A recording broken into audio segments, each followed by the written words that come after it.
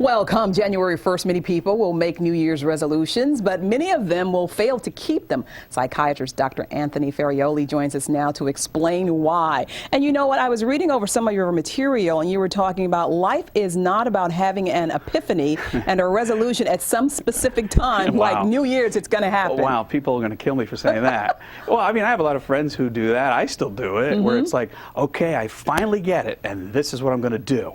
And then, you know, 6 weeks later, it's gone. Why is that? Well, we are naturally kind of novelty-seeking, stimulation-seeking seeking creatures. So it's like, hey, I just had an epiphany. I get it now, so this is what I'm going to do now. And then, you know, we go back to our old ways because essentially it's comfortable. It's comfortable. That's what's easier. Yeah. You know. You also said something about reconciliations because, you know, Yes. let's face the facts. There are a lot of people who don't speak to one another and their family members, and they haven't. Definitely. And what do you say to them? Definitely. You know, this is that time of year to examine relationships. At least I think it is, and I think it's a very useful thing to do. Part of the reason we continue to have things like grudges or relationship disconnects or these epiphanies that fail even is because we're really not living in ways that promote things like healing or forgiveness. You know, I often say in my office, picture a balance sheet. On one side you have things like courage, faith, hope, love, you know. The other side you've got doubt, aggression, control issues, and things like that. Pure logic without the kind of the heart involved. You know, those two sides of the balance sheet kind of fight each other. And I think what we try to do is we try to use our brain to come up with what am I going to do with this resolution exactly linearly, how am I going to do this, rather than trying to live based on things like gratitude, hope, like I said, faith, courage, love.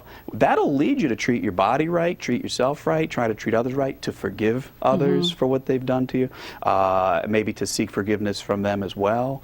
It's just a whole way to live that promotes long-term joy. Because how many times have you seen someone or heard someone who is upset with somebody and the person passed away and they never got an opportunity to fix that? Exactly. I came back from the office yesterday and my kids go, how was work? Because they're on vacation, so all's good. And I said, it was good as always. I love work. And I said, well, any themes today? Because we talk about themes, never people, just themes. You know, yeah, death, it was a theme. People would just come in all in one day and say, such and such died, such and such died. You get 2, 3 of those in one day, you start realizing our mortality. And you start realizing, okay, it's not going to be about some quick solution. I get the epiphany now, I'm going to do that for a week or two. No, it's about trying to live right, trying to live based on this side of the balance sheet where there's hope, there's some courage, there's courage to forgive, there's courage to treat ourselves right, courage to treat other people right, courage to live deliberately rather than always reactively. You know, here's what I'm going to do because I'm angry, or here's what I'm going to do because it tastes good, so I'm going to eat more of them. Instead, it's about living deliberately, trying to be good to yourself, trying to be good to others. Your resolutions will take care of themselves if you're living like that. By the way, I haven't figured out how to do that yet, but I'm working on it. All right. Thank you.